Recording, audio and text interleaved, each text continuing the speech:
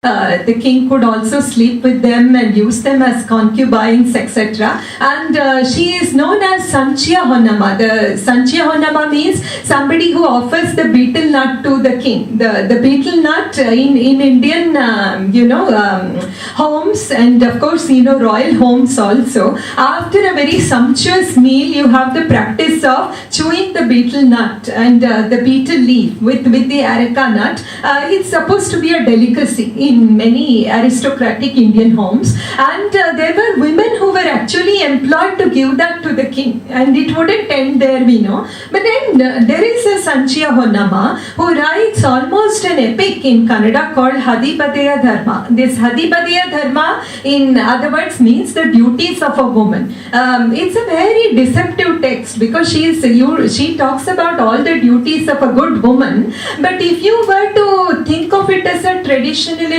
kind of a valorization of women's role in the domestic sphere, one would be mistaken, because you start reading Hadipadeya Dharma, the radical subtext of Honnama emerges, where Honnama begins to ask very disturbing questions. She says, why have you ill-treated women? Why have you deprived women of literacy? Why aren't women entitled to economic self-reliance? Under the garb of Hadipadeya Dharma, Honnama thinks, well, this is a good, mechanism to adopt. But you delve deep into the text, she is writing a radical subtext where she is completely denouncing the traditional duties of a woman. So, very interestingly, Honnama posits this hypothesis. Don't foreground this radical hypothesis, but encourage people to read between the lines. So, these are the kind of interesting camouflaging devices that women use. So, you come to the 20th century Karnataka, the scenario becomes very, very interesting and turbulent, because of course we know that the British colonized India, and colonial education also ushered in a sense of colonial modernity. With it came the exposure to models of European Enlightenment, women's suffrage movement and international women's movement, etc. So most of these debates also recirculated within the Indian civil society, and they were dramatically played out in the literary texts of women and also in the lives of these women, because most of them were anchored actually in the very lives of women, and they became tropes and metaphors in their literary texts. People were not operating in exclusive isolation at all. If you come to 20th century Karnataka, we find that the Kannada literature was greatly influenced by British literature, and most of the highest literary award that is given in India, called the Gnanapith Award. It's a very coveted award, and Kannada has produced 8 Gnanapith awardees. It's one of the most prestigious awards, and out of the 8 Gnanapith awardees, we don't have a single woman. And then we have more than 50 awards which are given by the Kendra Sahitya Academy, which is a center for the literary excellence. It functions as a beacon of literary excellence. The Academy Awards, there have been many women writers, but this also show, you come to early Karnataka, you find a very interesting fact that most of these practitioners, when it comes to Kannada poetry, drama or fiction, have been professors of English. And most of them have negotiated with the kind of challenges that the English colonial modernity that was mediated through the medium of English in their own bhasha, namely Kannada. So this radical kind of an interface between Kannada and English has been of enormous interest and has been sufficiently documented, and it has been so even for women particularly. Towards the beginning of the 20th century, around say in 1908 or so, you have the capital city of Karnataka is Bangalore, and about 3 hours from Bangalore you have the princely city of Mysore. Karnataka was before the formation of Karnataka, before the formation of the states in India along linguistic lines. We were earlier known as the princely state of Mysore, because the one dynasty of kings ruled over the state of what was earlier the Mysore state. This city, interestingly, Mysore, produced one of the first modern women writers in Kannada. Her name is Tirumalamba, and Tirumalamba is a young widow, and she had not received any kind of school education. She was, of course, a victim of child marriage because for a very long time, say it in 1929, during British rule, the British left India in 1947. We won political independence.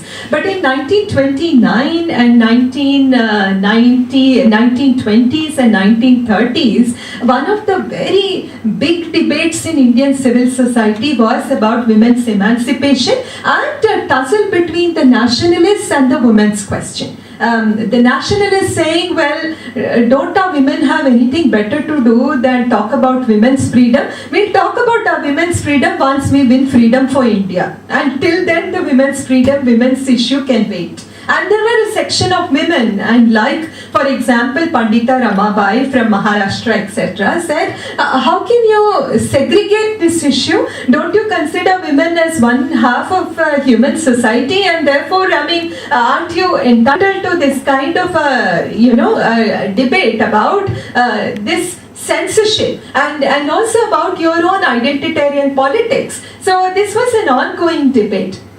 And at this part of time in 1929, when the British government, also with the, some kind of a grudging acceptance from the native patriarchies, passed what was called the Sharada Act, prohibiting child marriage and making child marriage illegal. But then that was only a law, is always a paper tiger. You have the dowry laws, in India, but then every other day you find that there are hundreds of victims of dowry related abuse who are burned to death in the name of, this ominous kind of normalcy prevails about the acceptance of dowry deaths too.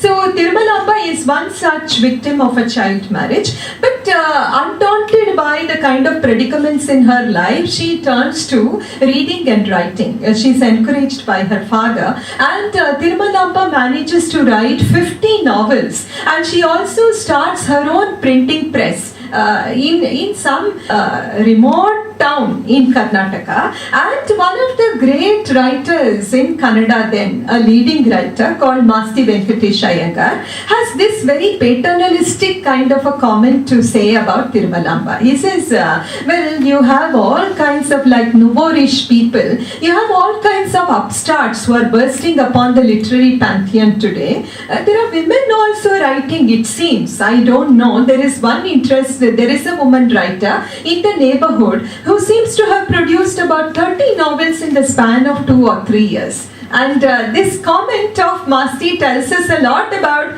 how, the reception of women writers, context of production and context of reception, both are somewhere interrelated. And actually, sad to say that Tirumalamba did not write 30 novels in the span of 2 or 3 years. What she did was, she went on to write, but there was a long period of hibernation where she did not get published. And Masti is also talking about a kind of a sententious vein in Tirumalamba's novels. But if one turns to Masti's novels, he also preaches a lot in his novels of social realism. So is it all right for a male writer to preach, and then is it, so should you deny complete liberty, for the female writer to express her voice? Is another interesting question that would foreground itself. In fact, one of the contemporary writers called Shailaja Uduchana, she says,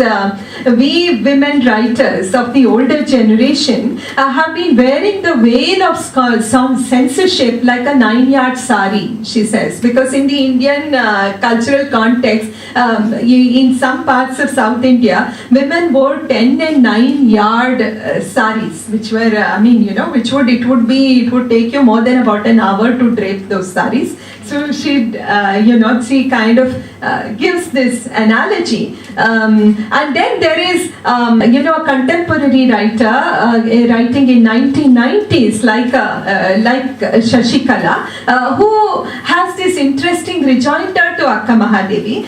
She says, well, Akka, you have won. She says, sister mine, you are the lucky one. She is addressing Akka now in the 20th century. Back there, she is having an imaginary dialogue with this 12th century saint. And she says, you are the glorious voice, and you've left all the contemporary women writers with a heavy kind of a hangover. And we also seem to kind of suffer because, our own voices are so difficult for us to kind of recover, because you've left such an imprint on our consciousness that we have to really struggle. So she says, sister mine, you're the lucky one. You gained a virtuous, deathless husband by rejecting a worldly husband, and grew strong. You became bold, leaving naked both body and mind.